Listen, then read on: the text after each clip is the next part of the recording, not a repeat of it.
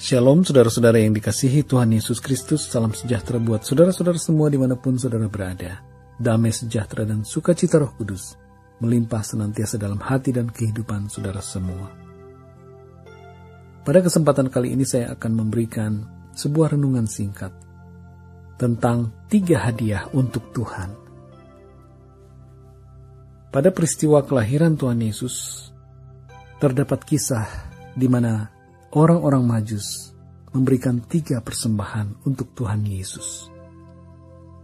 Di dalam Matius 2 ayat 11 tertulis demikian, "Maka masuklah mereka ke dalam rumah itu dan melihat anak itu bersama Maria, ibunya, lalu sujud menyembah dia. Mereka pun membuka tempat harta bendanya dan mempersembahkan persembahan kepadanya, yaitu emas, kemenyan, dan mur." Saudara yang dikasihi Tuhan, perhatikan ayat ini. Orang-orang Majus itu datang, dan ketika mereka bertemu dengan Yesus, mereka menyembah Dia, serta memberikan 3 macam persembahan, yaitu emas, kemenyan, dan mur. Nah, saudara yang dikasihi Tuhan, tidak ada yang kebetulan. 3 hadiah ini menggambarkan 3 hal, saudara. Emas merupakan persembahan untuk raja. Kemenyan merupakan persembahan untuk Allah. Mur merupakan persembahan untuk kematian Tuhan. Nah, saudara yang dikasihi Tuhan, apa maknanya bagi kita secara rohani? Pada setiap hari Natal, kita mengingat hadiah terindah dari Allah, yaitu keselamatan yang Dia berikan melalui Yesus Kristus Tuhan kita. Namun saudara yang dikasihi Tuhan, perlu kita merenungkan apa yang akan kita berikan untuk Tuhan kita. Apa yang mau kita berikan untuk Allah.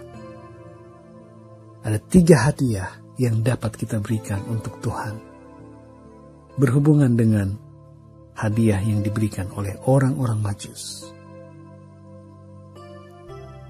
3 persembahan orang Majus ini mempunyai makna rohani. Dan makna rohani itu adalah persembahan kita kepada Tuhan.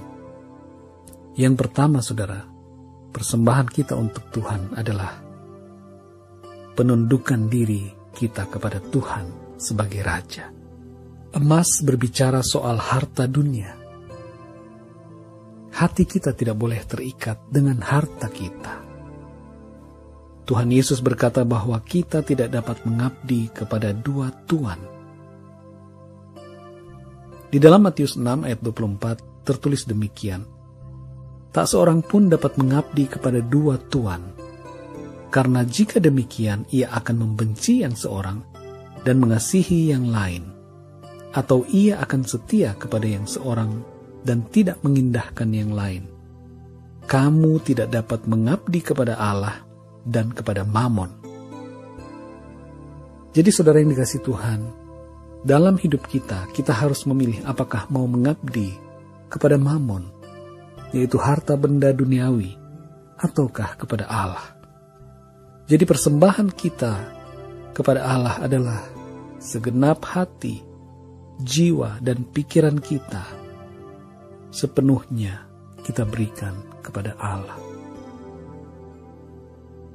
Marilah kita berkomitmen untuk mempersembahkan seluruh jiwa dan hati kita untuk Tuhan. Inilah aku, Tuhan. Segenap hatiku ini milik-Mu. Tidak ada yang lain di hatiku selain Engkau. Dan aku tunduk kepadamu, ya Tuhan dan Rajaku. Jangan kita terikat kepada harta benda duniawi. Tetapi biarlah hati kita, pikiran kita, seluruh kehidupan kita hanya terfokus kepada Tuhan. Yang kedua, saudara, hubungan yang erat dengan Tuhan. Kemenyan berbicara tentang doa, korban, dan penyembahan. Di dalam Keluaran 30 ayat 34 tertulis demikian, "Berfirmanlah Tuhan kepada Musa, ambillah wangi-wangian, yakni getah damar, kulit lokan, dan getah rasa mala. Wangi-wangian itu serta kemenyan yang tulen, masing-masing sama banyaknya. dalam berbagai ayat lain di dalam Perjanjian Lama, kita dapat mengerti bahwa kemenyan dipakai untuk ritual ibadah, untuk penyembahan kepada Tuhan, yang berhubungan dengan korban, doa-doa, dan penyembahan. Kemenyan mempunyai makna tentang hubungan kita secara pribadi dengan Tuhan. Persekutuan kita setiap saat dengan Allah melalui doa dan penyembahan kita. Dimanapun kita berada, biarlah kita selalu punya hubungan dan persekutuan yang erat dengan Allah. Berbicara dengan Dia seperti kepada sahabat kita dan menyembah Dia sebagai Allah kita. Jadi persembahan kita adalah komitmen kita untuk selalu berhubungan dengan Tuhan dalam seluruh aspek kehidupan kita.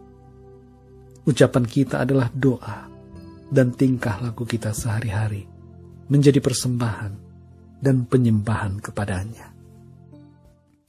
Yang ketiga, saudara, persekutuan dalam kematiannya.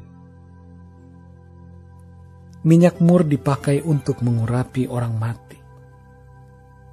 Sebelum Yesus disalibkan, seorang wanita mengurapi Dia dengan minyak mur yang mahal harganya. Melihat itu, ada murid yang mengeluh dan bersungut-sungut, mengapa minyak mur yang mahal itu tidak dijual saja untuk dibagikan kepada orang-orang miskin. Tuhan Yesus mengatakan bahwa apa yang dilakukan oleh wanita itu adalah persiapan untuk kematiannya. Ketika Yesus mati di salib, kemudian diturunkan dari salib, hendak dikuburkan, seorang bernama Nikodemus mengurapi tubuh Yesus dengan minyak mur sebelum dikuburkan.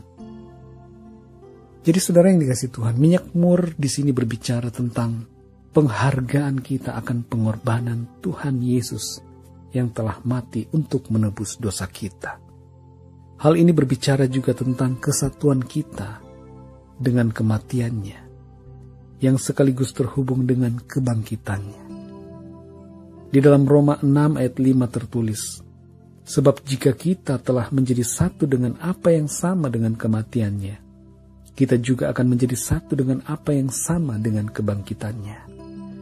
Di dalam Roma 6 ayat 11, demikianlah hendaknya kamu memandangnya, bahwa kamu telah mati bagi dosa, tetapi kamu hidup bagi Allah dalam Kristus Yesus. Jadi kehidupan kita yang sekarang ini adalah hidup untuk Kristus. Hidup kita yang lama telah mati. Kehidupan kita yang penuh dengan dosa telah mati. Kita tidak lagi hidup untuk dosa, tetapi kita hidup bagi Allah di dalam Kristus Yesus Tuhan kita.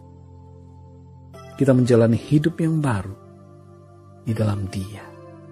Jadi saudara yang dikasihi Tuhan, persembahan kita kepada Tuhan adalah kehidupan kita yang kita serahkan kepada Tuhan.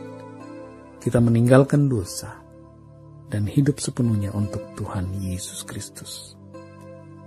Demikianlah saudara 3 persembahan untuk Tuhan kita. Emas, kemenyan, dan mur. Saudara tidak perlu membawa emas, kemenyan, dan mur kepada Tuhan.